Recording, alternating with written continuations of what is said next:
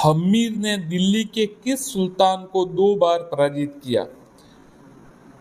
हम्मीर ने दिल्ली के किस सुल्तान को 2 बार पराजित किया? हम्मीर देव चौहान ने जलालुद्दीन खिलजी को जो अलाउद्दीन खिलजी का चाचा था और ससुर भी था। रणथंबोर जैसे 10 किलों को मैं मुसलमान के एक बाल के बराबर भी नहीं समझता, ये कथन किसका है? तो देखिए ये जलालुद्दीन खिलजी का था। रणथंबोर जैसे 10 दुर्गों को 10 किलों को मैं मुसलमान के ऐसा कहा था, डैडी के बाल का कुछ ऐसा कहा था कि बराबर नहीं समझता, वो नहीं जीत पाया तो उसने ऐसे ही कहा। ये अलाउद्दीन खिलजी माफ कीजिएगा जलालुद्दीन खिलजी ने कहा था, क्योंकि हमीर देव चौहान ने उसे हरा दिया था। तो वो अंगूर खट्टे वाली बात हो गई, जब हम किसी चीज़ को प्राप्त नहीं कर सकते तो उसको बहुत ऐसे हल्के में ले लेते। तो ये हमीर देव ने जलालुद्दीन खिलजी को हराया तो जलालुद्दीन खिलजी ने कहा था। हमीर ने अलाउद्दीन खिलजी की बेगम के किस प्रेमी को शरण दी थी? महमूद शाह को शरण दी। ये सवाल आता रहता है कि सेनापति या किसको शरण दी थी, तो ये आपको। हमीर देव चौहान के गुरु कौन थे? राघव देव।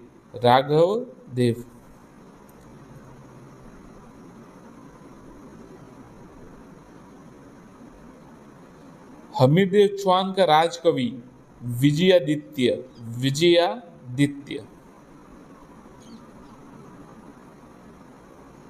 हमीर देव चौहान ने अपने किस सेनापति को अंधा करवा दिया था? हमीर देव चौहान ने अपने किस सेनापति को अंधा करवा दिया था? धर्मसिंह को हमीर देव चौहान ने। हमीर देव चौहान का कौन सा सेनापति विश्वासघाती निकला? हमीर देव चौहान का कौन सा सेनापति विश्वास, तो देखिए भोज, रणमल और रतिपाल, ये तीनों जो थे वो विश्वासघाती निकले और इसी कारण हमीर देव चौहान की पराजय हो गई। एक बाड़ा बनाया गया है वहां पर, आपको पता होगा, रणथंभौर में इनके नाम पर। और सभी दुर्ग नंगे हैं जबकि ये दुर्ग बख्तर बंद है रणथंभौर के लिए, ये कथन किसने कहा? सवाल कई बार आ चुका है, रिपीट होता रहता है। जो नए स्टूडेंट है, पुराने जो स्टूडेंट्स है उनको तो पता ही होगा, नए जो अभी मैदान में उतरे हैं उनके लिए नया प्रश्न होगा। अबुल फजल ने कहा, अबुल फजल ने। सभी दुर्ग नंगे हैं जबकि ये दुर्ग बख्तर बंद है, अबुल फजल।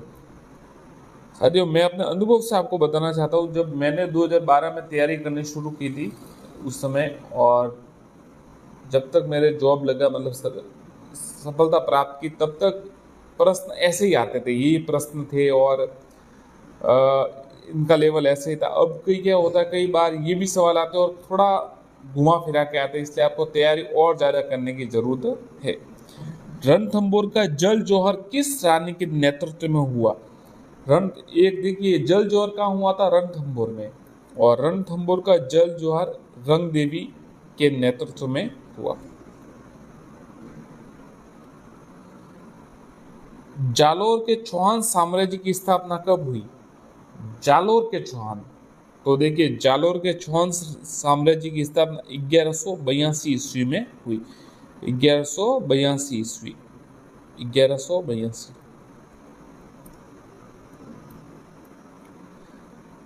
जालोर के चौहान साम्राज्य के संस्थापक है, जालोर के चौहान साम्राज्य के संस्थापक है कीर्तिपाल। कीर्तिपाल जालोर के चौहान साम्राज्य के संस्थापक है। कानड़ देव के पिता कौन थे? कानड़ देव के पिता, बहुत ही अच्छा सवाल है। उनका आपको पता है उनका पुत्र, और इनका तो नाम आता है क्योंकि अलाउद्दीन खिलजी के साथ इनका युद्ध हुआ था। पिता का नाम बहुत कम पता होगा, फिर भी बता देते हैं आपको, सामंत सिंह कानड़ देव के पिता का नाम था, सामंत सिंह।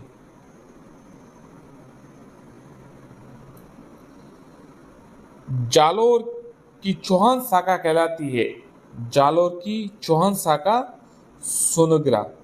सोनग्रह चौहान कहलाते हैं, ये देवड़ा कहलाते हैं सिरोही वाले, आड़ा कहलाते हैं कोटे बूंदी। अब निर्माण काके कहलाते हैं ये मेरे को जानकारी नहीं, आप कमेंट करके जरूर बताइए, आपको पता हो तो किसी को, क्योंकि हर सवाल सबको नहीं आ सकता। जालोर पर अधिकार करने हेतु अलाउद्दीन खिलजी ने सर्वप्रथम किसके नेतृत्व में सेना भेजी? जालोर पर अधिकार करने हेतु अलाउद्दीन खिलजी ने सर्वप्रथम किसके नेतृत्व में सेना भेजी? तो देखिए सबसे पहले, अब देखिए कठिन सवाल ऐसे आते हैं, एन उल मुल्क मुल्तानी के, एन उल मुल्क मुल्तानी के नेतृत्व में सबसे पहले, देखिए ये तो आता है, आपको पता है कि अकबर ने किसके नेतृत्व में भेजी, या जो सेना भेजी, या फिर किसके नेतृत्व में समझौता करने के लिए भेजा, वो आपको पता है, पर ये जालोर वाला याद कीजिए, एन उल मुल्क मुल्तानी के, एन उल मुल्तानी के। कानड़ देव का विश्वासघाती सेनापति बीका दहिया था, जिसने मार्ग बता दिया था, और कानड़ देव का विश्वासघाती सेनापति बीका दहिया। अलाउद्दीन खिलजी की कौन सी पुत्री राजकुमार वीरमदेव पर मोहित हो गई थी? अलाउद्दीन खिलजी की कौन सी पुत्री राजकुमारी वीरमदेव पर मोहित हो गई थी? तो फिरोजा थी अलाउद्दीन की पुत्री, जो राजकुमार वीरमदेव पर मोहित हो गई थी। तो अलाउद्दीन खिलजी की जो पुत्री थी उसका नाम फिरोजा था, जो वीरमदेव जो चौहान थे उस पर उनका शादी करना, विवाह करना चाहते थे। उसने कहा था कि मैं वीरमदेव पढ़ूं, नहीं तो अखंड कुंवारी रहूगी, मतलब उसने कहा कि मैं कुंवारी रह जाऊगी। तो वीरमदेव चौहान ने वापस रिप्लाई दिया था कि मामा लाजे भाणिया, मामा लाजे भाटिया, कुल लाजे चौहान, मैं जो पढ़ूं तुर्कनी, पश्चिम तू उगे भाण, मतलब अगर के मैं उससे शादी कर, तुर्क मतलब उससे शादी कर लूँ तो सूर्य पश्चिम से उगे, ऐसा मतलब उसने रिप्लाई दिया था वीरमदेव चौहान ने। और अंत में युद्ध हो गया फिर वो वीर गति को प्राप्त हुए। सिवाना और जालोर को खिलजी के किस सेनापति ने जीता? सिवाना और जालोर को खिलजी के किस सेनापति ने जीता? कमालुद्दीन गुर्ग ने। देखिए अच्छा सवाल है, सिवाना और जालोर को खिलजी के किस सेनापति ने जीता? कमालुद्दीन गुर्ग ने। सिवाना और जालोर को खिलजी का सेनापति था कमालुद्दीन गुर्ग। सवाल आ सकता है, याद कीजिए। सिवाना दुर्ग पर खिलजी का अधिकार कब हुआ? 1308 में। 1308 में सिवाना दुर्ग पर खिलजी का अधिकार हुआ। अब ये सवाल एक आया था आरपीएससी सेकंड ग्रेड में लास्ट बार, जो उसमें आया था कि बताना है कि अलाउद्दीन खिलजी ने कब कब आक्रमण किया। तो चित्तौड़ और जो रणथंभौर था उसका 1301 1303 आया, फिर बीच में आया जालोर 1305 और फिर सिवाना 1308। तो काफ़ी स्टूडेंट थे वो जो कंफ्यूज हो गए, क्योंकि जालोर जो है 1311 में किया था, परंतु आपको जिसने डीप स्टडी की होगी उनको पता होगा 1305 में भी एक बार उसने अलाउद्दीन ने उस पर आक्रमण किया था, जालोर पर। सिवाना के पेयजल कुंड को दूषित किसने किया? ये भायल पवार ने। भायल पवार ने सिवाना के पेयजल कुंड को दूषित किया था, भायल पवार ने। अधिकार में आने पर गुर्ग ने सिवाना का क्या नाम रखा? हाँ देखिए, सिवाना को जीतने के बाद उसका क्या नाम रखा कमरुद्दीन गुर्ग ने? ये खैराबाद नाम रखा था, ध्यान रखिएगा, खैराबाद। साथियों देखिए, मैं ये आपसे बताना चाह रहा हूँ कि काफ़ी हमने प्रश्न बनाए हैं, वस्तुनिष्ठ प्रश्न है ज़्यादातर, और बाकी नोट्स भी है। तो मैं जैसा मेरे को समय मिलता है उस हिसाब से मैं वीडियो बनाता हूँ। आपको ठीक लगे तो सब्सक्राइब जरूर कर दीजिएगा। ये ऐसे कहते सब्सक्राइब करने से करते हैं ऐसा कहते, जबकि करते नहीं हैं। आपकी मर्जी हो तो कीजिए, कोई बात नहीं। और अच्छे प्रश्न बनाए हैं, और मैं फर्स्ट ग्रेड के भी इतिहास के भी प्रश्न है जो 15 नंबर का आपको बताए, 15 प्रश्न आते हैं पहले पेपर में, उसका भी एक वस्तुनिष्ठ का पूरी बनाइए, तो वो मैं आपको जरूर करवाऊंगा। और ये सभी प्रश्न है जो कक्षा 6 से 12 तक जो हमारे राजस्थान की बुक चलती है आरबीएसई की, उसी में से बनाए गए हैं। तो और प्रश्न उसी में से आते हैं, मैं अपने अनुभव से आपको बता रहा हूँ। तो या तो भले वो आप घर पे बैठ के आपने पढ़ने हो जो पढ़िए, या फिर यहाँ आप जहाँ भी आपको ठीक लगे जरूर पढ़िए, पर उन किताबों में से जरूर पढ़िए। गाइड को बाद में पढ़िए, पहले उनको पढ़िए। जालौर पर खिलजी का अधिकार कब हुआ?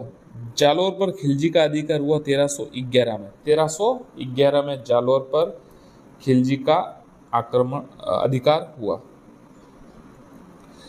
विजय के देखिए एक तो सिवाना का नाम तो रखा था खैराबाद। अब देखिए विजय के उपरांत कमालुद्दीन गुर्ग ने जालौर का क्या नाम रखा? तो जालौर का नाम रखा जलालाबाद। जालौर का नाम रखा जलालाबाद। रायरा भाव रात ई गया कहावत किस किले के संदर्भ में कही जाती है? ये जालौर किले में के संदर्भ में कही जाती है। जालौर किले के संदर्भ में कही जाती है। इसका तर्क ऐसा है कि ये कहावत ऐसे प्रचलित हुई कि जब उनको पता चला कि किले जो इसकी अलाउद्दीन की सेना को कि किले का जो बाहरी है और एक थोड़ा भाग है कहीं पर वो थोड़ा टूटा फूटा है, तो मतलब उस जगह पर कैसे जाया जाए, तो उन्होंने सब जगह रुई मतलब लगाई, और फिर रुई के दाने, राई के दाने जो है, राई के दाने वो उगने लगे उस जगह पर, मिट्टी से थी। तो फिर कोई दूसरे दिन बेचने आया तो राई का भाव तो रात को बिक गए, कि उस समय राई की जरूरत थी तो उन्होंने बहुत महंगे में खरीदी रात को। पर सुबह कोई व्यापारी जब कहने लगा किसान कि भाई हमारी ले लो, तो उसने कहा कि अब उतना भाव नहीं मिलेगा क्योंकि काम तो हो गया। साकम्बरी के चौहानों के बाद प्रथम चौहान राज्य था नाडोल। नाडोल चौहान वंश की स्थापना लक्ष्मण ने, नाडोल चौहान वंश की स्थापना राजा लक्ष्मण ने की। नाडोल शाखा की कीर्तिपाल चौहान ने 1177 में मेवाड़ के किस शासक को पराजित कर अपने अधीन कर दिया? सामंतसिंह को। सामंतसिंह। नाडोल के शाखा कीर्तिपाल चौहान ने 1177 में मेवाड़ के किस शासक को पराजित कर मेवाड़ को अपने अधीन किया? सामंतसिंह। 1205 में नाडोल की चौहान शाखा किस चौहान शाखा में सम्मिलित हो गई थी? 1205 में नाडोल की चौहान शाखा किस चौहान शाखा में सम्मिलित हो गई थी? जालौर में। सिरोही में चौहानों की देवड़ा शाखा की स्थापना राव लुम्बा ने। अब देखिए अच्छा सवाल है, ये सवाल आते रहते। सिरोही राज्य की प्राचीन राजधानी थी चंद्रावती। सिरोही राज्य की प्राचीन राजधानी चंद्रावती। किस शासक ने जोधपुर में लोहियाना दुर्ग का निर्माण करवाया था? अखेराज देवड़ा। अच्छा सवाल है। किस शासक ने जोधपुर में लोहियाना दुर्ग का निर्माण कराया था? अखेराज देवड़ा ने।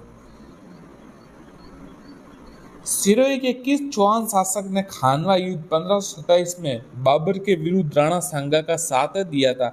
देखिए खानवा के युद्ध में सांगा के नीचे जो ध्वज तले है ना, मतलब उनके ध्वज के साथ लगभग राजस्थान के हर राजपूत शासक आ गए थे।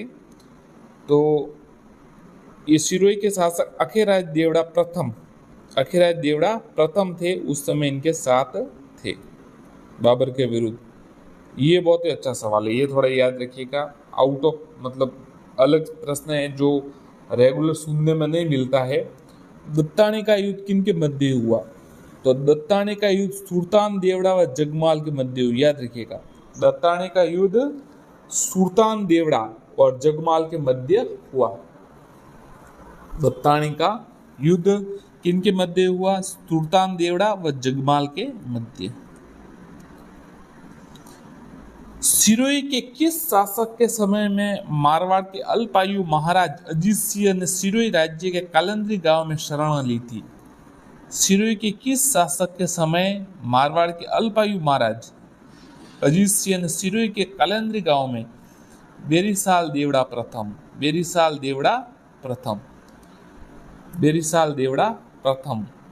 अजीत सिंह ने वहां पर शरण ली थी कालिंद्री गांव में।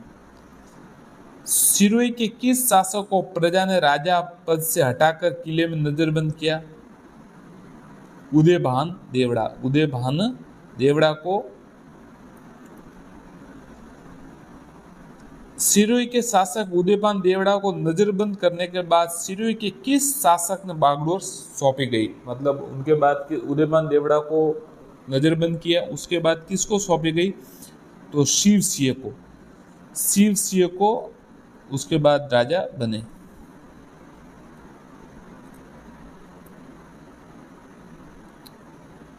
सिरोही के किस शासक ने 11 सितंबर 1823 को अंग्रेजों से संधि की? शिव सिंह ने अंग्रेजों से संधि की थी 11 सितंबर 1823 में। सबसे अंतिम में की थी, जब तक बूंदी जी नहीं जीत लूंगा तब तक अन्न जल ग्रहण नहीं करूंगा, ये प्रतिज्ञा किस शासक ने की थी? महाराणा लाखा ने। तारागढ़ बूंदी छद्म अभियान में नकली तारागढ़ की रक्षा करते हुए मेवाड़ की सेना का कौन सा सैनिक वीर गति को प्राप्त हुआ? कुंभकर्ण हाड़ा। अब देखिए क्या हुआ था, इन्होंने ये प्रतिज्ञा तो कर ली थी, फिर जब देखिए महाराणा लाखा ने की थी और फिर बूंदी के शासक फिर क्या बनाया, नकली वो दुर्ग बनाया, उसकी रक्षा में भी ये वीर गति को प्राप्त हुए कुंभकर्ण हाड़ा। कृत्रिम बूंदी दुर्ग चित्तौड़ में मिट्टी से निर्मित को ध्वस्त कर किस शासन ने अन्न जल ग्रहण किया? देखिए महाराणा लाखा ने। अब क्या देखिए ये प्रतिज्ञा कर ली थी उन्होंने कि मैं न जीतूंगा तब तक अन्न ग्रहण नहीं करूंगा, पर ये संभव नहीं है देखिए कि एक ही दिन में जीता जाए। तो फिर नकली दुर्ग बनाया, उसको जीता गया, फिर उन्होंने अन्न ग्रहण किया।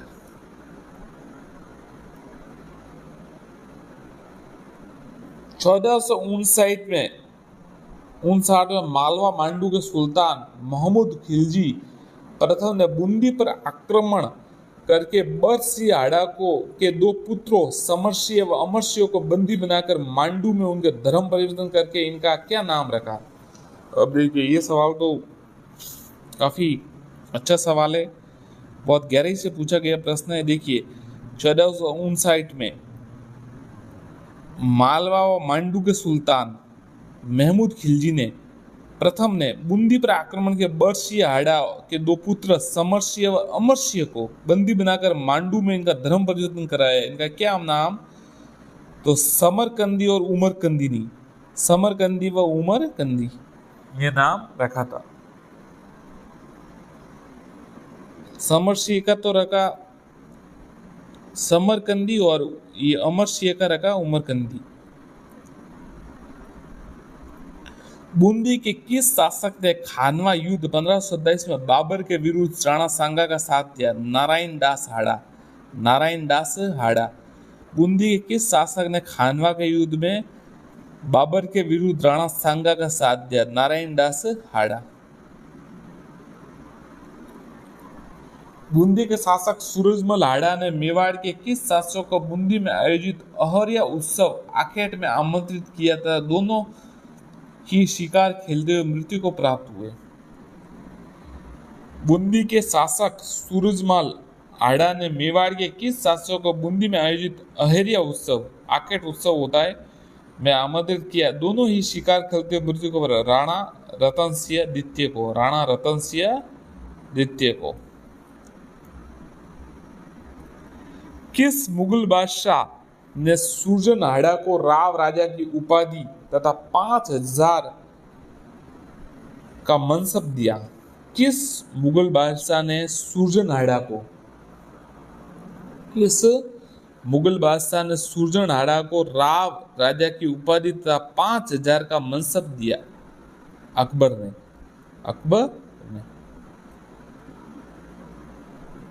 अकबर ने सूरजनहाड़ा को कहाँ का सूबेदार बनाया? बनारस व चुनार का। अकबर ने सूरजनहाड़ा को कहाँ का सूबेदार बनाया? बनारस व चुनार का। अकबर ने किस हिंदू राजा को तवारा वाद्य यंत्र बजाने की छूट तथा गढ़ कटंगा की जागीर दी? अब देखिए ये क्या सवाल है कि तवारा वाद्य यंत्र बजाने की छूट दी थी इनको और गढ़ कटंगा की जागीरी सूरजनहाड़ा।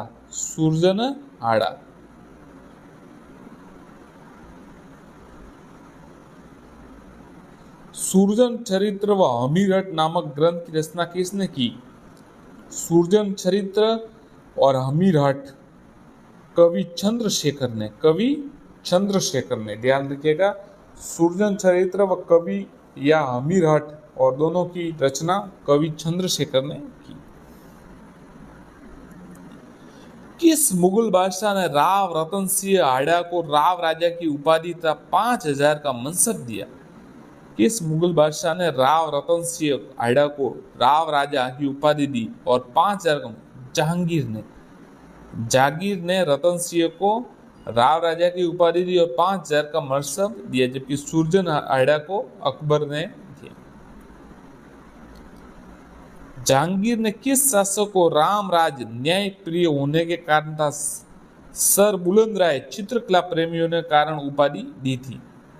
रतन सिंह हाड़ा को। देखिए अब ये सवाल आ सकता है कि रामराज की उपाधि किस शासक को दी गई, तो ये रतन सिंह हाड़ा को दी गई। और सर बुलंद राय चित्रकला प्रेमी होने के कारण ये भी रतन सिंह हाड़ा को जहांगीर ने दी थी। सामुगढ़ के युद्ध 1658 में बूंदी के किस शासक ने दारा शिकोह के पक्ष में लड़ते हुए वीर गति को प्राप्त हुए? शत्रुसाल हाड़ा। सामुगढ़ के युद्ध में बूंदी के किस शासक ने दारा शिकोह के पक्ष में लड़ते हुए वीर गति को प्राप्त हुए? शत्रुसाल हाड़ा। राव अनिरुद्ध सिंह के राज्याभिषेक के अवसर पर किस मुगल बादशाह ने खिलियत भेजी? औरंगजेब। राव अनिरुद्ध सिंह के राज्याभिषेक के समय किस मुगल बादशाह ने खिलियत भेजी? खिलियत उर्दू शब्द होगा या फारसी जो भी है, उसका अर्थ होगा कुछ भेंट भेजी होगी या कुछ मतलब अपनी सहमति भेजी होगी। हाड़ो ले डूबियो गणगौर ये कहावत किस शासक के संदर्भ में की गई? जोतसिंह के संदर्भ में। हाड़ो ले डूबियो गणगौर। मुगल बादशाह फर्रुखशेर ने बूंदी का नाम रखा फर्रुखाबाद।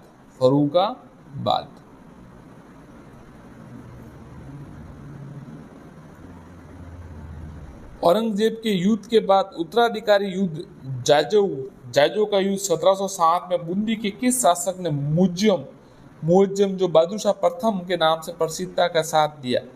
बुद्ध सिंह ने। ध्यान रखिएगा, बुद्ध सिंह ने मुअज्जम का साथ दिया था। जो औरंगजेब के बेटे थे इनका वो जाजो का युद्ध हुआ था, जो उत्तराधिकारी युद्ध इनके मध्य। दिन में से किस राजपूत शासक ने ब्रिज भाषा में नहर रंग नामक रीति ग्रंथ की रचना की? किस राजपूत से नहर रंग? राव बुद्ध सिंह ने नहर रंग नामक ग्रंथ की रचना की।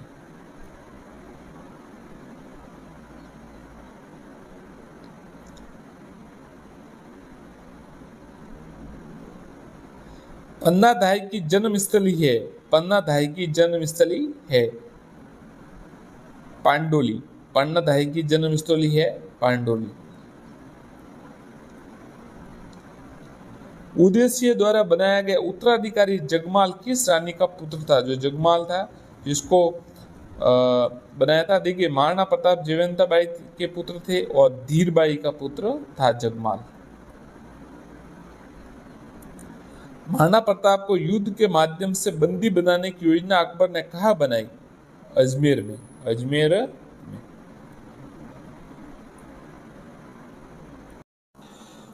वृंदावन में गोविंद देव जी का मंदिर किसने बनवाया?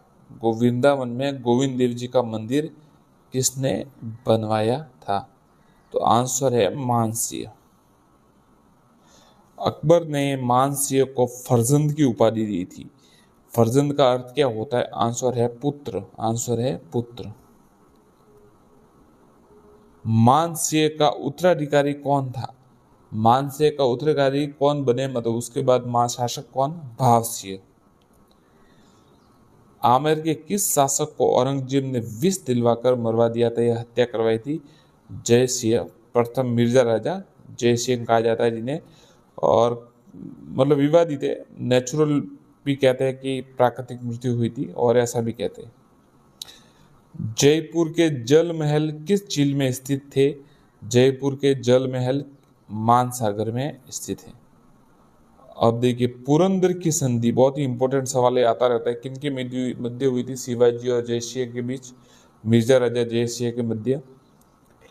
पुरंदर की संधि के तहत छत्रपति शिवाजी और उनके पुत्र को औरंगजेब के दरबार में किसने उपस्थित किया?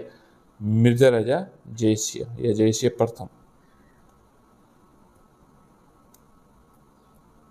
जयपुर नगर की स्थापना किस वर्ष हुई? जयपुर नगर की स्थापना 1727 में हुई। 1727 में। हुड्डा सम्मेलन की भूमिका किसने बनाई? हुड्डा सम्मेलन की भूमिका किसने बनाई? तो हुड्डा सम्मेलन की जो भूमिका है सवाई जय सिंह ने बनाई। सवाई जय सिंह ने बनाई। सवाई जय सिंह के किन पुत्रों के बीच जयपुर की गद्दी को लेकर उत्तराधिकार का संघर्ष चला? सवाई जय सिंह के किन पुत्रों के मध्य? ईश्वरी सिंह और माधो सिंह के मध्य। ईश्वरी सिंह और माधो सिंह के मध्य। फिर ईश्वरी सिंह शासक बने, 7 वर्ष तक ही शासक रहे। जंतर मंतर नाम की कितनी वेधशालाओं का निर्माण सवाई जय सिंह ने करवाया? जंतर मंतर नाम की कितनी वेधशालाओं का निर्माण सवाई जय सिंह ने करवाया? आंसर है 5। जोधपुर का शासक मानसिंह हिंगोली के युद्ध में जयपुर के किस शासक से पराजित हुआ? जोधपुर के जो शासक थे मानसिंह हिंगोली के युद्ध में जयपुर के किस शासक से पराजित हुए? आंसर है जगत सिंह से। देखिए, ये सवाल आता है, हिंगोली का युद्ध किनके मध्य हुआ? तो जगत सिंह और मानसिंह के मध्य, और जगत सिंह की विजय हुई, जयपुर के शासक। सवाई जय सिंह ने क्या करवाया? देखिए, अपनी 9 पासवानों के लिए एक जैसे 9 महलों का निर्माण, और मराठों का कत्ले। अब दोनों जयपुर के जलेब चौक में स्थित मंदिर में भगवान कल्कि के रूप में किसकी मूर्ति स्थापित है? सवाई ईश्वरीय सिंह की। ईश्वरी सिंह की। सरगा गसूली का निर्माता ईसर लाट भी कहा जाता है जिन्हें ईश्वरी सिंह। सरगा गसूली का निर्माता कौन है?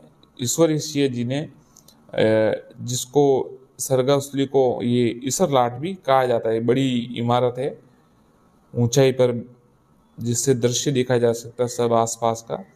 सर्वाधिक मुगल शासकों की सेवा में रहने वाला राजपूत शासक कौन थे? सर्वाधिक मुगल शासकों की सेवा में सवाई जय सिंह। कितने शासक थे? शायद 7 या ऐसा कुछ थे। नहीं 3, ऐसा कुछ था। जयपुर का कौन सा शासक ब्रिज निधि के नाम से रचनाएं लिखता था? जयपुर के कौन से ऐसे शासक थे जो ब्रिज निधि के नाम से रचनाएं? प्रताप सिंह। सवाई प्रताप सिंह थे जो ब्रिज निधि के नाम से रचनाएं लिखते थे। और गंधर्व बाईसी, ये सवाल आया हुआ है। ये गंधर्व बाईसी इनके दरबार में थे, जो विद्वान थे। जयपुर को गेरुआ रंग किसने करवाया? जयपुर को गेरुआ रंग राम सिंह द्वितीय ने। हवा महल का निर्माण वर्ष हुआ 1799। हवा महल का जो निर्माण हुआ 1799 में। किस कछुआ जागीरदार ने अलवर रियासत की स्थापना की? प्रताप सिंह। प्रताप सिंह ने अलवर रियासत की स्थापना की। गुर्जर प्रतिहारों को ब्राह्मणों की संतान बताया। गुर्जर प्रतिहारों को ब्राह्मणों की संतान बताया गोपीनाथ शर्मा ने। गोपीनाथ शर्मा ने 7वीं से 11वीं सदी के बीच भारत को अरबों से सुरक्षित रखा। 7वीं से 11वीं सदी के बीच भारत को अरबों से सुरक्षित रखा गुर्जर प्रतिहारों ने। हेंसांग द्वारा वर्णित पीला मेलो है भिनमाल को ही उसने पीला मेलो कहा।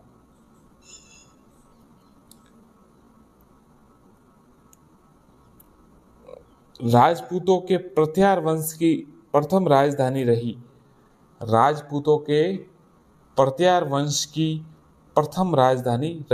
देखिए, राजपूतों के प्रतिहार वंश की प्रथम राजधानी मंडोर। कौन सी रही? मंडोर। साथियों, काफी इंपॉर्टेंट सवाल है, लगभग ये 700 सवाल है, हम लगातार करवाएंगे आपको।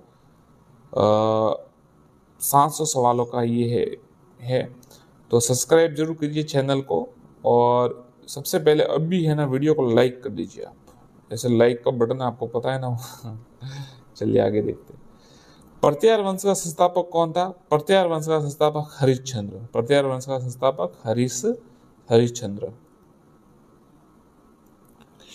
प्रतिहार साम्राज्य का वास्तविक संस्थापक किसे माना जाता है? नागभट्ट प्रथम को वास्तविक संस्थापक माना जाता है। प्रतिहार साम्राज्य का वास्तविक संस्थापक नागभट्ट प्रथम को माना जाता है। मेड़ता को राजधानी बनाने वाला प्रथम गुर्जर प्रतिहार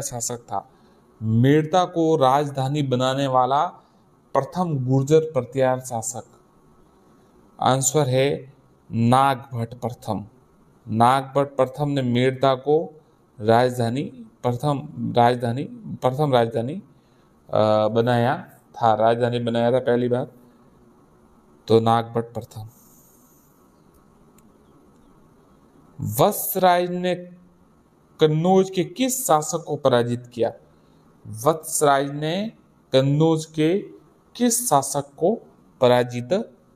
तो वत्सराज ने इंद्र युद्ध में पराजित किया था।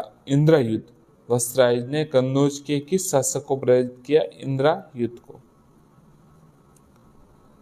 त्रिपक्षीय संघर्ष में शामिल नहीं थे। तो देखिए, पाल थे, प्रतिहार थे और राष्ट्रकूट थे, आयुध नहीं थे। देखिए कैसी बात है कि कल ही मैं जो अभी आपको पता परीक्षा चल रही है, तो सामाजिक का पेपर बनाया था एक, तो उसमें ये सवाल डाला कि तो काफी स्टूडेंट ने बताया भी, वो कहते पाल कूट और ऐसा कुछ कहते प्रतिहार गुर्जर, उनको पूरा नाम याद नहीं आया। 7वीं क्लास का पेपर बनाया था। तो देखिए सवाल जो वहां आता है वो इन कॉम्पिटिशन एग्जाम में भी आता है, तो वही इस पुस्तकों से बनता है सवाल। तो याद रखिए, पाल प्रतिहार और राष्ट्रकूट तीनों शामिल थे। वत्सराज को किस राष्ट्रकूट शासक ने हराया? वत्सराज को ध्रुव प्रथम ने हराया था। वत्सराज ने बंगाल के किस पाल शासक को हराया? तो धर्मपाल को। वत्सराज ने बंगाल के पाल शासक धर्मपाल को पराजित किया। अब ये देखिए, ये सवाल अच्छा है, वो तो मेड़ता वाला सवाल था, और ये देखिए कन्नौज को मंडोर वाला सवाल था। ये देखिए, कन्नौज को सर्वप्रथम प्रतिहार की राजधानी ये मीर भोज ने बनाया। मीर भोज ने कन्नौज को सर्वप्रथम प्रतिहार वंश की राजधानी बनाया। कन्नौज का प्रथम पूर्ण रूप से प्रतिहार शासक नागभट्ट द्वितीय। कन्नौज का प्रथम पूर्ण रूपेण प्रतिहार शासक कौन हुआ?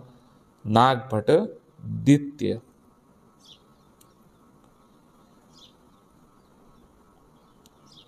अरब यात्री सुलेमान ने मलेच्छों का नाशक बताया। मिहिर भोज को मलेच्छों का नाशक बताया। बहुत ही अच्छा सवाल है। देखिए, प्रभास पाटन किसकी उपाधि थी? बहुत ही अच्छा सवाल है, याद रखिए इसको। प्रभास पाटन किसकी उपाधि थी? तो प्रभास पाटन मिहिर भोज की उपाधि है। मिहिर भोज, याद रखिएगा, प्रभास पाटन मिहिर भोज इसका आंसर है। महमूद गजनवी ने किस प्रत्यार शासक के समय कन्नौज को बुरी तरह से लूटा? तो आंसर राज्यपाल के समय। राज्यपाल जो शासक था उस समय महमूद गजनवी ने कन्नौज को बुरी तरह से लूटा था। याद रखिएगा, महमूद गजनवी ने किस प्रत्यार शासक के समय कन्नौज को बुरी तरह से लूटा? राज्यपाल प्रथम। राजशेखर किस शासक के दरबारी थे? राजशेखर किस शासक के दरबारी थे? तो राजशेखर थे जी, वो महेंद्रपाल प्रथम के दरबारी थे। महेंद्रपाल प्रथम के दरबारी थे।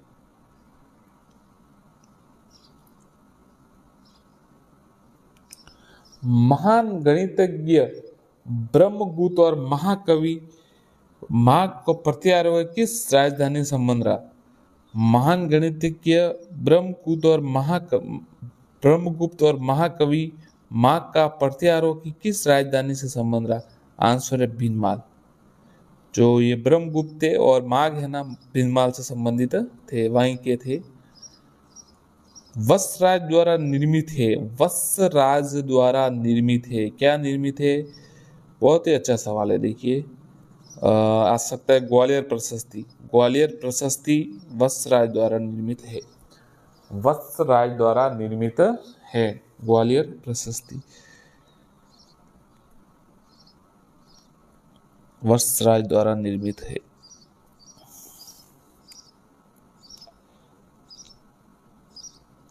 कन्नौज का अंतिम प्रत्यार शासक। कन्नौज का अंतिम प्रत्यार शासक यशपाल। कन्नौज का अंतिम प्रत्यार शासक कौन था? यशपाल।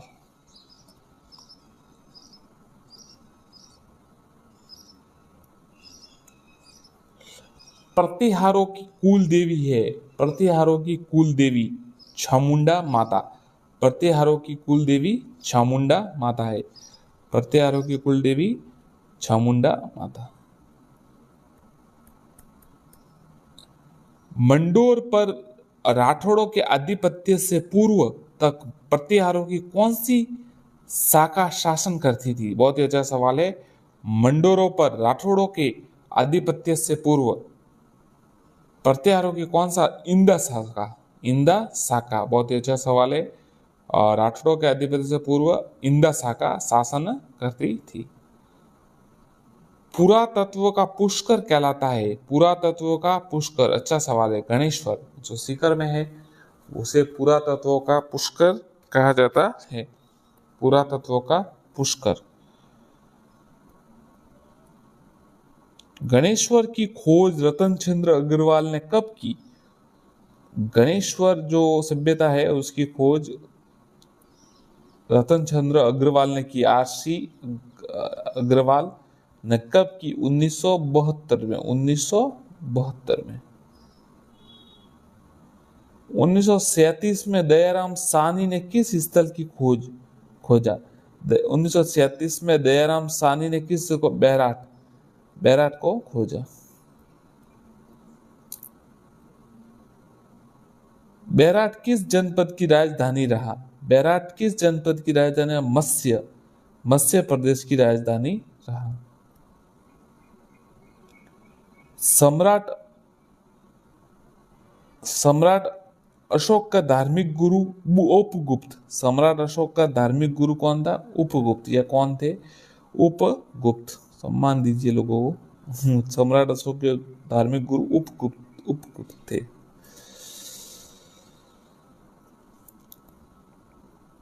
अशोक के भाब्रू शिलालेख में उत्कीर्ण है। अशोक के भाब्रू शिलालेख में उत्कीर्ण है, मैं बुद्ध धम्म व संघ में अटूट विश्वास करता हूँ। भाब्रू शिलालेख में ये उत्कीर्ण लिखा हुआ है कि बुद्ध धम्म और संघ में अटूट विश्वास करता हूँ। कैप्टन, हाँ ये सवाल देखिए, बहुत ही अच्छा सवाल है। कैप्टन बर्ट को भाब्रू शिलालेख कब प्राप्त हुआ? अब ये देखिए भाब्रू शिलालेख की खोज किसने की? तो कैप्टन बर्ट ने। और कब की? तो 1837 में। 1837 में भाब्रू शिलालेख की खोज की गई। बैराट से प्राप्त अशोक के शिलालेखों की भाषा है। बैराट से प्राप्त अशोक के शिलालेखों की भाषा है तो प्राकृत। प्राकृत भाषा है।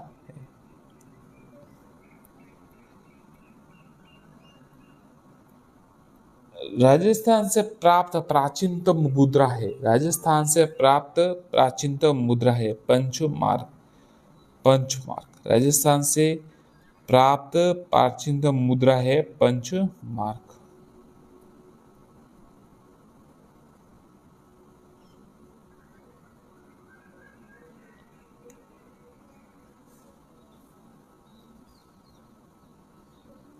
बैराट की यात्रा किस चीनी यात्री ने की? युआन चोंग। युआन चोंग ने बैराट की यात्रा की। युआन चोंग ने बैराट की यात्रा की।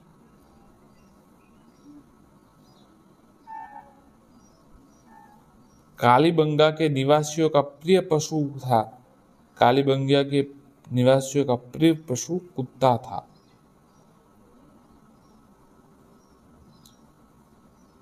आर्य सभ्यता का उत्खनन किया। आर्य सभ्यता का उत्खनन अक्षय कीर्ति व्यास ने। अक्षय कीर्ति व्यास ने आर्य सभ्यता का उत्खनन किया।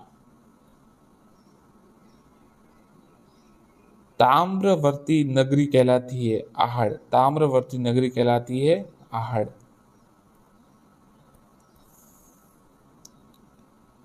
प्रथम बार पशु बलि की जानकारी मिलती है कालीबंगा में। प्रथम बार पशु बलि की जानकारी मिलती है कालीबंगा में।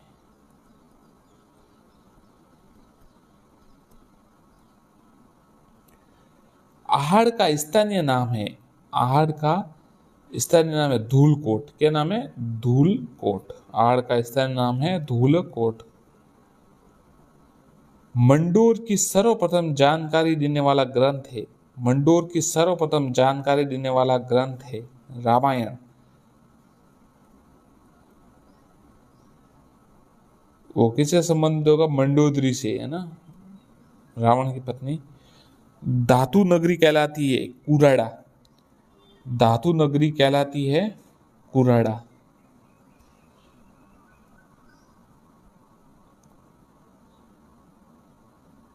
निम्न में से किस स्थल पर उत्खनन से ताम्र दर्पण नहीं मिला? निम्न में से किस स्थल पर उत्खनन से ताम्र दर्पण नहीं मिला? करणपुरा हनुमानगढ़, है ना। बाकी देखिए नोह से मिला, कालीबंगा से मिला और बरूर से मिला। नोह, कालीबंगा और बरूर से मिला। करणपुरा हनुमानगढ़ से ताम्रपत्र। किस स्थल से 11 विशाल भवन प्राप्त हुए? बालाथल से। किस स्थल से 11 विशाल भवन प्राप्त हुए? बालाथल से।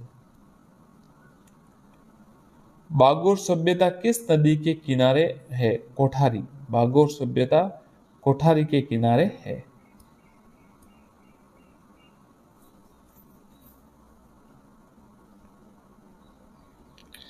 महिषासुर की प्रतिमा प्राप्त हुई। महिषासुर की प्रतिमा नैनवा से। महिषासुर की प्रतिमा प्राप्त हुई नैनवा से।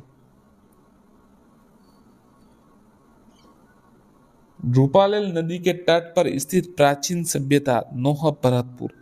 रूपालेल नदी के तट पर स्थित प्राचीन सभ्यता नोह भरतपुर। मानव द्वारा निर्मित प्रथम पहिया बना था पत्थर का। मानव द्वारा निर्मित प्रथम पहिया बना था पत्थर का। ये तो चलिए कोई सवाल नहीं हुआ इतना इम्पोर्टेंट। सैंधव लिपि का प्रवाह है दाएं से बाएं। याद रखिएगा दाएं से बाएं। दाएं से बाएं क्लिक नहीं हो रहा है इस पर। दाएं से बाएं जो हम लिखते हैं ना उससे मतलब आप समझ सकते हो उल्टा है, क्योंकि हम बाएं से दाएं लिखते हैं ना, ऐसे लिखते हैं। और आपको पता होगा तो तमिलनाडु के जो मुख्यमंत्री है स्टालिन, उन्होंने, एम के स्टालिन नाम है उनका, हाँ, उन्होंने जो इनाम भी रखा है शायद 10 करोड़ का, कोई डॉलर में रखा है, रुपए, भारतीय रुपए में शायद 10 करोड़ होगा, या 1 करोड़ 10 करोड़ है कुछ, और डॉलर में उन्होंने इनाम रखा है कि अगर कोई शानदार सभ्यता की जो ये लिपि है पढ़कर बता दे तो। ऐसे भारत में इतिहास का युग वास्तविक अर्थों में प्रारंभ हुआ ईसा पूर्व 6ठी सदी। गणेश्वर सभ्यता में भवनों का निर्माण होता था पत्थरों से। विद्वानों के अनुसार कांतली नदी नित्य प्रवाही नदी थी, जो अपना प्रवाह कहाँ विसर्जित करती थी? सरस्वती नदी में। विद्वानों के अनुसार कांतली नदी नित्य प्रवाही नदी थी, वह अपना प्रवाह विसर्जित सरस्वती में नदी में करती थी। भारत में आद्य ऐतिहासिक युग की प्रथम सभ्यता तिलवाड़ा। भारत में आद्य ऐतिहासिक युग की प्रथम सभ्यता तिलवाड़ा। ध्यान रखिएगा, भारत में आद्य ऐतिहासिक युग की प्रथम सभ्यता तिलवाड़ा। बीजक की पहाड़ी स्थित है बाबरू में। बीजक की पहाड़ी बाबरू में स्थित है।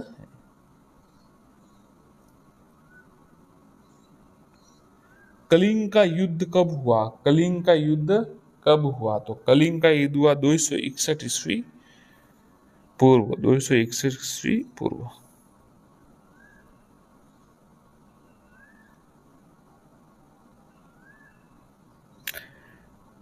टीम फैंतलर ने राजस्थान से अशोक के शिलालेख के प्रथम बार खोज किस वर्ष में की? 1750 में। टीम फैंतलर ने राजस्थान में अशोक से शिलालेख की प्रथम बार खोज किस वर्ष में? 1750। अशोक द्वारा स्थापित शिलालेखों का प्रथम अध्येता था जेम्स प्रिंसेप। ये सवाल आ चुका है, 2-3 बार आ चुका है, वापस आ सकता है। अशोक द्वारा स्थापित शिलालेखों का प्रथम अध्येता जेम्स प्रिंसेप। कलिंग युद्ध की समय तोसली का राजा था नंदराज। कलिंग युद्ध के समय तोसली का राजा नंदराज था। तोसली। कलिंग, अगर देखिए कहे तो आपको कलिंग उड़ीसा में है। फायान का प्रथम आगमन हुआ था। फायान का प्रथम आगमन हुआ था चंद्रगुप्त विक्रमादित्य के समय। चंद्रगुप्त विक्रमादित्य के समय। ऋग्वेद में ऋचाओं की उपलब्ध संख्या है 1028। ये सब एनसीईआरटी के प्रश्न है साथियों। एनसीईआरटी जो बुक चल रही है 6ठी से 12वीं, उनके ये प्रश्न है। राजस्थान से जीके, राजस्थान अध्ययन की जो पुस्तक है उनमें से। राजस्थानी जनमानस की धारणाओं के अनुसार घग्गर नदी सूखने का कारण आहड़ माता ने सोख लिया। आवड़ माता ने सोख लिया।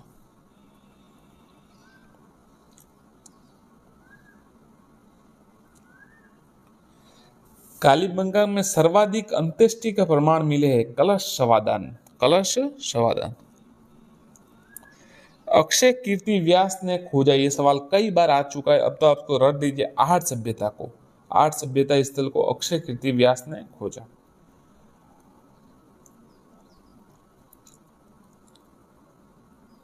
दाबू अथवा ठप्पा प्रिंट के प्रथम बार अवशेष कहां से प्राप्त हुए? दाबू अथवा ठप्पा प्रिंट के प्रथम बार अवशेष कहां से प्राप्त हुए? आहड़ उदयपुर से। आहड़ उदयपुर से। दाबू अथवा ठप्पा प्रिंट के आहड़ उदयपुर से। अब तक परमाणु से राजस्थान का सबसे प्राचीन सभ्यता स्थल। अब तक के परमाणु में राजस्थान का सबसे प्राचीन सभ्यता स्थल बागोर है। बागोर जो है, बागोर कहाँ है? वो सबसे प्राचीन है।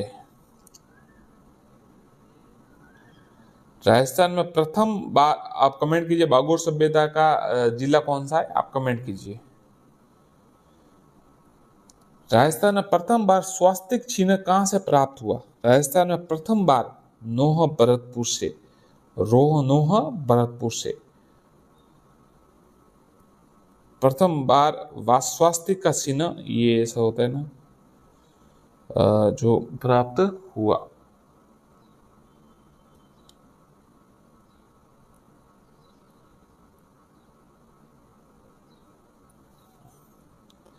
एलाना सभ्यता का स्थल है, एलाना सभ्यता का स्थल है जालोर में, एलाना सभ्यता का स्थल है जालोर में। कूड़ा और ओला सभ्यता स्थल किस जिले के अंतर्गत आते हैं? जैसलमेर। कूड़ा और ओला सभ्यता जैसलमेर में। कौन सा सभ्यता स्थल भरतपुर जिले में है? दर। कौन सा सभ्यता स्थल भरतपुर जिले में है? दर। निम्न में से कौन सा स्थल चित्तौड़गढ़ जिले में है? कौन सा स्थल? देखिए, नदी की घाटी भी है, पिंड पालिया भी और शिवी, ये तीनों है ना, चित्तौड़गढ़ जिले में स्थित है। तो ये कौन सा सभ्यता भरतपुर में? ये दर। दैनिक उपयोग वस्तु धातु से निर्मित सर्वाधिक बर्तन कहां से प्राप्त हुए? गणेश्वर से। दैनिक उपयोग के धातु से निर्मित सर्वाधिक बर्तन गणेश्वर से प्राप्त हुए। गणेश्वर के वासी सर्वाहारी है, तो जान लीजिए। चलिए, आ सकता है, देखिए गणेश्वर के वासी कौन से भोजन का मतलब ऐसे कर रहे? सर्वाहारी, फल मांसाहारी शाकाहारी। देखिए, हाँ, गणेश्वर से क्या अप्राप्य मतलब प्राप्त नहीं हुआ? एक तो बांध के अवशेष बिल्कुल प्राप्त हुए, वनाग्रह प्राप्त हुए, सुई प्राप्त हुए, नर्तकी की ताम्र मूर्तिमा प्राप्त नहीं हुए। तीनों याद रखिएगा। भीमली, गणेश, महादेव, भीम आदि पहाड़ियों से उद्गम होता है बाणगंगा नदी का। बाणगंगा नदी का भीमली, गणेश, महादेव, भीम आदि पहाड़ियों से उद्गम होता है बाणगंगा नदी का। भारत में प्रथम बार शिलालेख किसने लगवाए? सम्राट अशोक ने। दयाराम साहनी के अनुसार बैराट की बौद्ध संस्कृति का विनाश किया मिहिर कुल ने। मिहिर कुल ने, दयाराम साहनी के अनुसार, हाँ ध्यान रखिएगा, मिहिर कुल ने। भारत में प्रथम बार मंदिर अवशेष कहां से प्राप्त हुए? बैराट से। कहां से? बैराट से प्रथम बार मंदिर अवशेष प्राप्त हुए। बैराट से किस यूनानी शासक की मुद्राएं सूती कपड़े लिपटी मिली? मिंडेनार। मिंडनार। बैराट से किस यूनानी शासक की मुद्राएं सूती कपड़े मिले? मिंडेनार। हेंसांग ने किस ग्रंथ में बैराट का जिक्र किया? हेंसांग ने किस ग्रंथ? सीयूकी में। सीयूकी में बैराट का जिक्र किया। हेंसांग ने किस ग्रंथ में बैराट का जिक्र किया? तो हेंसांग ने सीयूकी में बैराट का जिक्र किया। बैराट के पास किस गांव में मनसा माता का मंदिर है? आंसर है पापड़ी में। पापड़ी गांव में मनसा माता का मंदिर है। बैराट के पास किस गांव में मनसा माता का मंदिर है? पापड़ी गांव में। थार का घड़ा छांदन किस नदी के प्रवाह मार्ग में है? थार का घड़ा छांदन सरस्वती नदी। कालीबंगा सभ्यता है प्राक हड़प्पा, हड़प्पा के समकालीन, पाच्य हड़प्पा, उपरोक्त सभी। तो ये उपरोक्त सभी है, तीनों सही है, ध्यान रखिएगा। प्राक हड़प्पा है, हड़प्पा का संलग्न, और पच्य हड़प्पा कालीबंगा। कालीबंगा के सैंधव सभ्यता की तीसरी राजधानी, ये सवाल मैंने सेकंड पहली बार दिया था, उसमें सिलेक्शन नहीं हुआ था जब पहली बार दिया था। उसके बाद अनुभव से सीखा और धीरे धीरे चयन, ईश्वर की कृपा से चयनित भी हो गए, पर यह सवाल आया था। और कालीबंगा सैंधव सभ्यता की तीसरी राजधानी किसने कहा? सेकंड में सवाल आया। तीसरा दशरथ शर्मा ने कहा। किसने कहा? दशरथ शर्मा ने। एक गाइड है, मैं उसका नाम नहीं लूंगा, उसमें ये उत्तर अलग दिया हुआ था तो गलत हो गया था। उसमें ये दयाराम साहनी कुछ ऐसा दिया हुआ था तो गलत हो गया उस समय। फिर पता चला किताबों से पढ़ना चाहिए ज़्यादा। चलिए, कालीबंगा से जानकारी मिलती है यज्ञ परंपरा की, हाइड्रोस्पिलिस रोग की और नगर निगम जैसी संस्था की। ये तीनों ध्यान रखिएगा। यज्ञ परंपरा, हाइड्रोस्पिलिस रोग और नगर निगम जैसी संस्था की कालीबंगा सहायता मिलती। कालीबंगा से जानकारी नहीं मिलती थी, घोड़े की मिलती है, भूकंप की मिलती है, जूते खेत के लक्षण तो मिले ही है वहां पर। तो घोड़े, भूकंप और गुजरते हुए खेती, ऊंट की जानकारी कालीबंगा से नहीं मिलती है।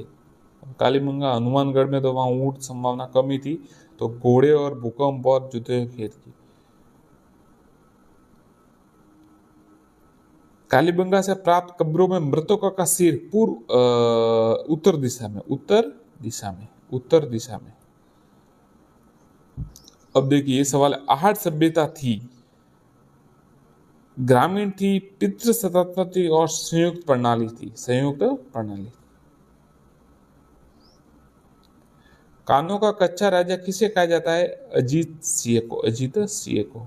मारवाड़ के शासक अजीत सिंह के बारे में कहा जा रहा है शायद, दुर्गादास जी को उन्होंने फिर निष्कासन दे दिया था। हाँ वही है। दुर्गादास राठौड़ को देश निकाला मारवाड़ के किस शासक ने? अजीत सिंह ने, जबकि दुर्गादास ने ही अजीत सिंह को मतलब रक्षा की थी उनके।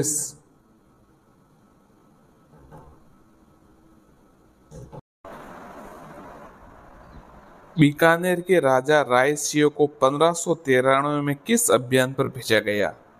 बीकानेर के राजा राय सिंह को 1593 में किस अभियान पर भेजा गया? आंसर है थट्टा के अभियान पर भेजा गया। राय सिंह ने किन मुगल शासकों के समय सेवा प्रदान की? तो इसका आंसर है अकबर और जहांगीर।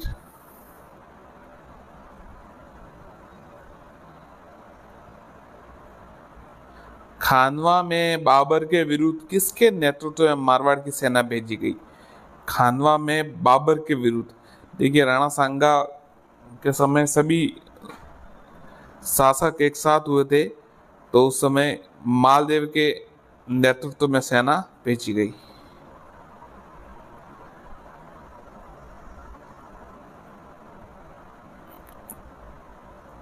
कल्याणमल ने किसकी सहायता से बीकानेर का राज्य पुनः प्राप्त किया? कल्याणमल ने किसकी सहायता से बीकानेर का राज्य पुनः प्राप्त किया? आंसर है शेरशाह सूरी। मारवाड़ के किस शासक ने खानवा में राणा संग्राम सिंह की सहायता प्रदान की थी? आंसर है राव गंगा ने। खिजड़ली के कांड के समय मारवाड़ के शासक कौन थे? जो आपको पता है, जो पेड़ों की रक्षा करते हुए बलिदान दिया था, अभय सिंह। उस समय अभय सिंह मारवाड़ के शासक थे। मेवाड़ क्षेत्र में जनपद युग में कौन सा जनपद स्थित था? शिवी। गुहिलादित्य ने गुहिल वंश की स्थापना कब की? गुहिलादित्य ने गुहिल वंश की स्थापना कब की? 566 ईस्वी में। 566 ईस्वी में गुहिलादित्य ने गुहिल वंश की स्थापना की। बप्पा रावल ने मानमोरी से चित्तौड़ कब जीता? बप्पा रावल ने मानमोरी से चित्तौड़ कब जीता? आंसर है 734 ईस्वी में। 734 ईस्वी में बप्पा रावल ने मानमोरी से चित्तौड़ जीता। बप्पा रावल के समय मेवाड़ की राजधानी रही। बप्पा रावल के समय मेवाड़ की राजधानी कहाँ रही? तो आंसर है नागदा। बप्पा रावल के समय मेवाड़ की राजधानी नागदा रही।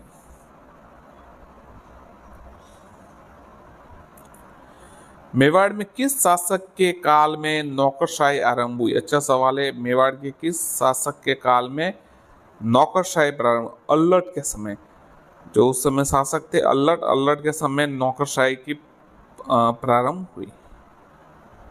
अल्लट ने विदेशी कन्या हरिया देवी से विवाह किया, जो थी हूण कन्या थी। तो हरिया देवी से विवाह किया था अल्लट ने। जैत्र सिंह द्वारा नागदा से चित्तौड़ राजधानी स्थानांतरण का कारण क्या था? जैत्र सिंह द्वारा नागदा से, अब ये सवाल इसमें 2-3 बन सकते हैं कि नागदा से चित्तौड़ राजधानी स्थानांतरण किसने की? जैत्र सिंह ने। और कारण क्या था? इल्तुतमिश के आक्रमण से परेशान होकर। उमापति वल्लभ की उपाधि किस शासक ने धारण की? अच्छा सवाल है। उमापति वल्लभ की उपाधि किस शासक ने धारण की? तो तेजसिंह ने। तेजसिंह ने उमापति वल्लभ की उपाधि धारण की थी। तेजसिंह।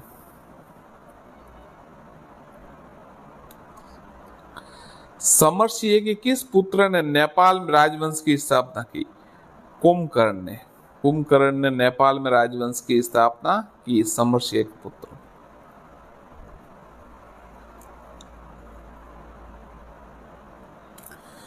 चित्तौड़गढ़ पर अलाउद्दीन खिलजी का अधिकार कब हुआ?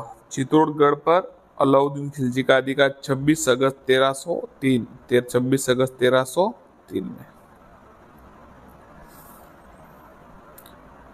चित्तौड़ विजय के समय खिलजी के साथ कौन सा इतिहासकार था? अमीर खुसरो।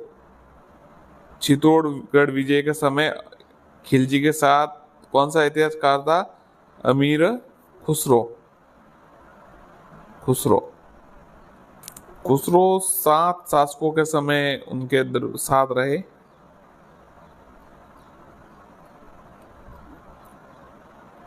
मलिक मोहम्मद जायसी ने किस शासक का दरबारी रहा? तो मलिक मोहम्मद जायसी शेरशाह सूरी का दरबारी रहा। शेरशाह दूरी का दरबारी रहा मलिक मोहम्मद जायसी, जिसने पद्मावत ग्रंथ लिखा।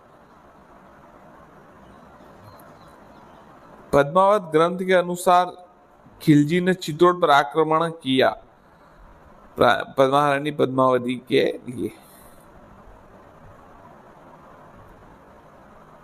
महारानी पद्मिनी थी सिहल द्वीप की राजकुमारी। सिहल द्वीप की राजकुमारी।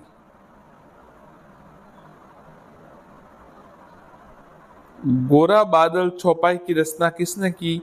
हेमचंद्र ने। गोरा बादल चौपाई की रचना किसने की? हेमचंद्र ने। खिलजी ने मेवाड़ विजय के बाद चित्तौड़गढ़ का क्या नामकरण किया? खिजराबाद। खिलजी ने मेवाड़ विजय के बाद चित्तौड़गढ़ का नाम खिजराबाद किया और खैराबाद किया था सेवणा का। जैसा सोनग्रा को हराकर अमीर ने चित्तौड़गढ़ पुनः गुइलों का अध्ययन कब लिया? 1326 में। 1326 में।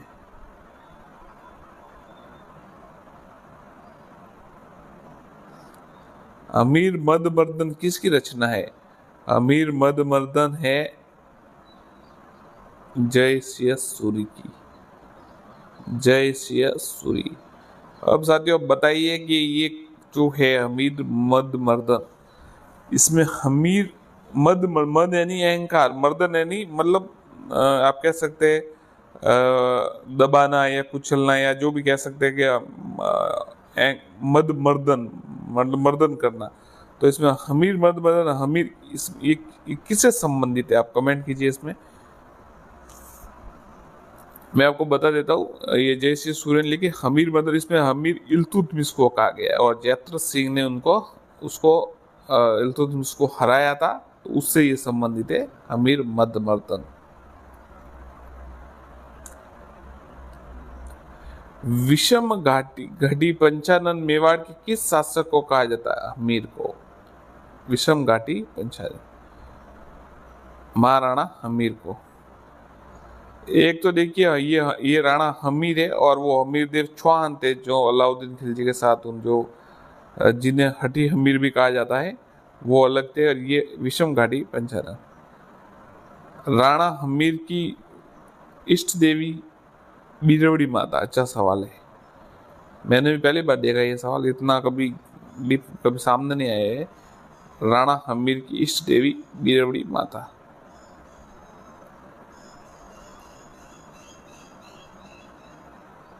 देखिए मैंने 2 एग्जाम पास किए लगभग, 2 एग्जाम पास किए जिनमें चयनित हुआ। फिर भी मैंने ये सवाल शायद मुझे याद नहीं आ रहा कि मैंने कब देखा था, कभी देखा मुझे याद नहीं। तो इसका मतलब साफ पता चला, जरूरी नहीं आपको हर प्रश्न आना चाहिए, ऐसा कोई जरूरी नहीं है, क्योंकि पेपर में मेरिट हमेशा कोई 80% इसके आसपास ये रहती है, आपको 80% सवाल आने चाहिए, जरूरी नहीं कि सब प्रश्न आपको आने चाहिए, इसलिए कभी न आए तो घबराए नहीं। पिछोला झील का निर्माण किस शासन काल में हुआ? राणा लाखा। पिछोला झील का निर्माण महाराणा लाखा के शासन काल में हुआ। हाँ देखिए, ये अच्छा सवाल है। लक्ष्य के शासन काल में जावर की चांदी की खान निकली, वह किस जिले में? उदयपुर। लक्ष्य के शासन काल में जावर में चांदी की खान निकली, ये उदयपुर में स्थित है। मेवाड़ के भीष्म पितामह राजकुमार चुंडारब ने किस भाई के लिए राजपाट त्यागा?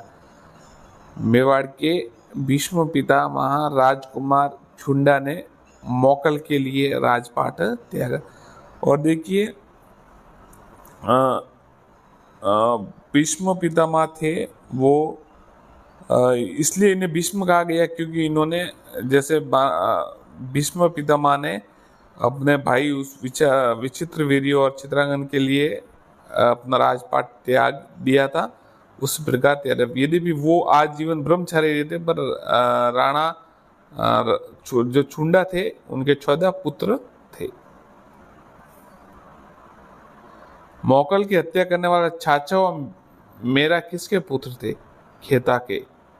मोकल की हत्या करने वाले चाचा वो मेरा किसके पुत्र थे? खेता के। निम्न में से कुंभा की उपाधि महागुरु, निम्न में से कुंभा की उपाधि महागुरु नहीं है। कुंभा की उपाधि नहीं है, महागुरु नहीं है, बाकी दान गुरु है, शैल गुरु है और हाल गुरु है। सारंगपुर का युद्ध कब हुआ? तो सारंगपुर का युद्ध जो है वो 1437 में हुआ। महाराणा कुंभा ने मालवा के किस शासक को 6 महीने बंदी बनाकर रखा? महमूद खिलजी को। महाराणा कुंभा ने मालवा के किस शासक को 6 महीने बंदी बनाकर रखा? महमूद खिलजी को। कुंभा के विरुद्ध गुजरात और मालवा के शासकों ने 1756 में कौन सी संधि की? चंपानेर की संधि। महाराणा कुंभा के विरुद्ध गुजरात और मालवा के शासकों ने 1756 में चंपानेर की संधि की। कीर्ति स्तंभ की रचना किसने की? महेश भट्ट।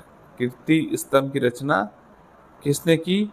महेश भट्ट ने कीर्ति स्तंभ की रचना की।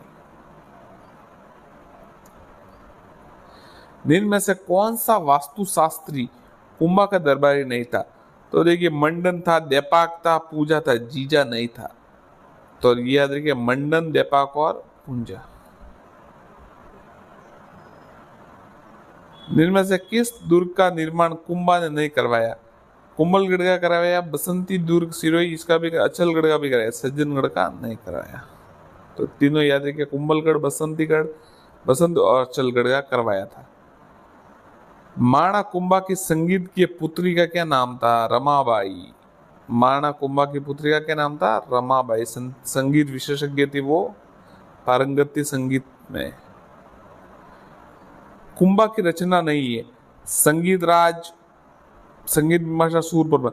तो देखिए, संगीत राज है, संगीत मीमांसा भी है और सूर प्रबंध भी है। ये संगीत सार नहीं, इसको डिलीट कीजिए। ये तीनों याद रखिएगा, संगीत राज, संगीत मीमांसा और सूड। सूड प्रबंध है शायद, सूर नहीं, सूड है।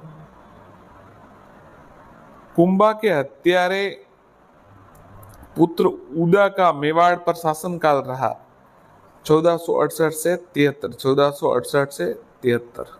1468 से 73। उड़ना राजकुमार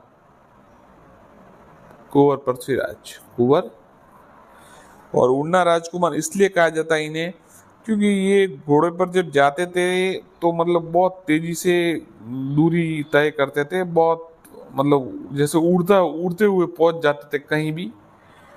तो ये अल्प आयु में, मतलब आप कह सकते हैं कम यंग में इनकी मृत्यु हो गई थी। नहीं तो ये शायद मतलब इनके और सांगा के, महाराणा सांगा के मध्य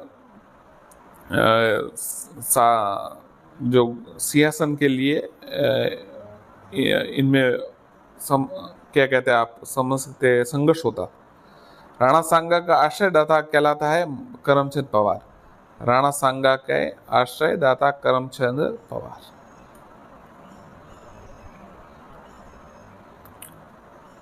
राणा सांगा मेवाड़ की गद्दी पर कब बैठे? 1509 में। 1509 में। राणा सांगा की माता का क्या नाम था? रतन कंवर। राणा सांगा की माता का नाम था रतन कंवर।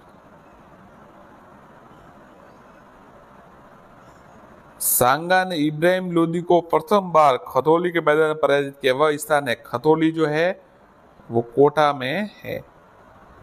कोटा बूंदी दोनों मतलब पास ही है ना, इसलिए सांगा ने खतौली के मैदान में।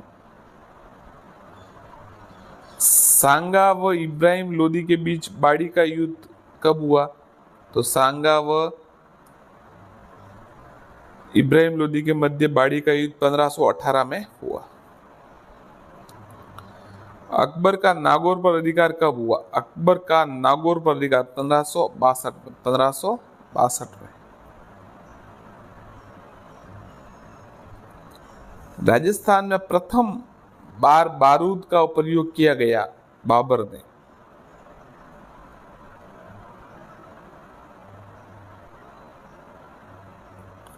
महाराणा सांगा की जयंती कब मनाई जाती है? 12 अप्रैल। 12 अप्रैल। महाराणा प्रताप की आपको पता है 9 मई को मनाई जाती है। बाबर के कौन से कथन पर सेना खानवा के लड़ने में तैयार हुई? जिहाद के लिए मर मिटेगी। बाबर ने कहा कि ये धर्म युद्ध है और फिर इस तरह उसने सेना को प्रेरित किया। खानवा का युद्ध किस तिथि के दिन? 17 मार्च 1727। 17 मार्च 1527। 17 मार्च 1527 को खानवा का युद्ध हुआ। खानवा के युद्ध में बाबर का तोपची था उस्ताद अली। उस्ताद अली। अब इतना गहरा तो नहीं पूछते, फिर भी देखिए पूछ लेते तो उस्ताद अली।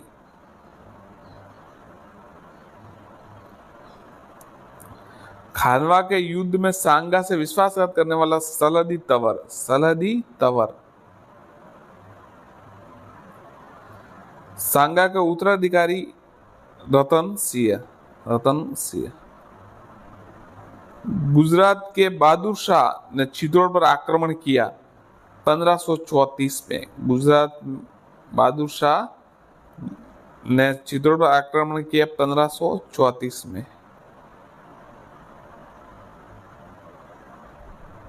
1534 में मेवाड़ को जीतने वाले बहादुर शाह को मेवाड़ से किसने खदेड़ा? हुमायूं ने। हुमायूं ने बहादुर शाह को खदेड़ दिया। पृथ्वीराज रासो के अनुसार चौहान है अग्निवंशी। अग्निवंशी।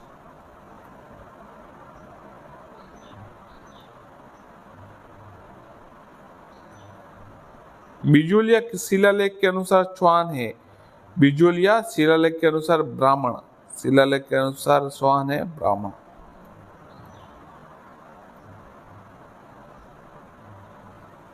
चौहान वंश का संस्थापक कौन था? वासुदेव। चौहान वंश का संस्थापक वासुदेव था। चौहान साम्राज्य सपाल दक्ष की प्रारंभिक राजधानी थी अहिछत्रपुर। अहिछत्रपुर। चौहान साम्राज्य सपाल दक्ष की प्रारंभिक राजधानी अहिछत्रपुर। सीकर के पास हर्षनाथ महादेव मंदिर का निर्माता गुवक। सीकर के पास हर्षनाथ महादेव मंदिर का निर्माता गुवक।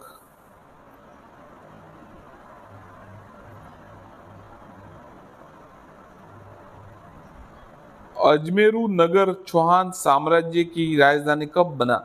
1113 में।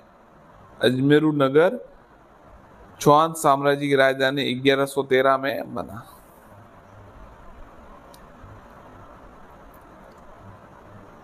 हरविलास शारदा के अनुसार अजमेर के तारागढ़ का निर्माण 7वीं सदी में किसने करवाया? अजयराज। हरविलास शारदा के अनुसार अजमेर के तारागढ़ का निर्माण 700 में अजयराज ने करवाया।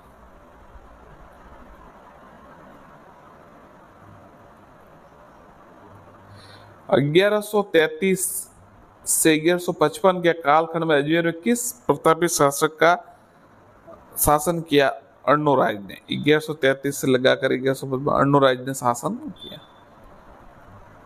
अर्णोराज ने मालवा के किस शासक को हराया? नरवर्मन को। अर्णोराज ने मालवा के किस शासक को हराया? नरवर्मन को। अर्णोराज की हत्या उसके किस पुत्र ने की? जगदेव ने। पितृहंता जगदेव। सपाल दक्ष का स्वर्ण काल किस शासक का समय कहलाता है? विग्रराज चतुर्थ। सपाल दक्ष का स्वर्ण काल विग्रराज चतुर्थ। अब ये सवाल बहुत बार आ चुका परीक्षा में। ललित विग्रराज के अनुसार विग्रराज चतुर्थ ने गजनी को किस शासक को पराजित किया? हम्मीर को।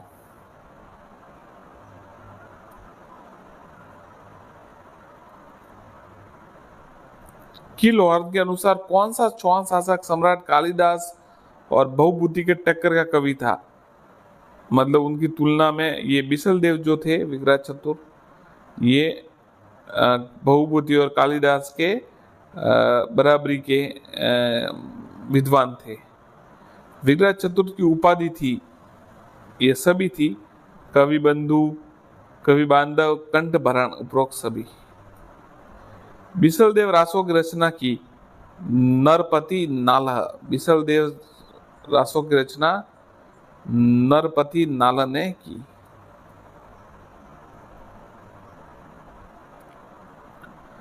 विग्रराज चतुर्थ द्वारा निर्मित सरस्वती कंठाभरण पाठशाला को किसने तहस नहस किया? कुतुबुद्दीन ऐबक। विग्रराज चतुर्थ द्वारा निर्मित सरस्वती कंठाभरण पाठशाला को कुतुबुद्दीन ऐबक ने तहस नहस किया। बिजोलिया शिलालेख की स्थापना किसने की? सोमेश्वर ने। सोमेश्वर ने बिजोलिया शिलालेख की स्थापना की।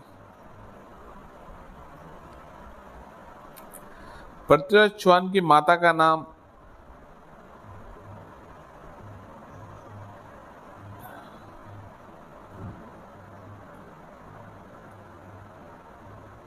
कमला। नाम दूसरा है, मुझे याद आ रहा है, याद नहीं आ रहा है, देखते हैं। कैमास था उनका सेनापति था।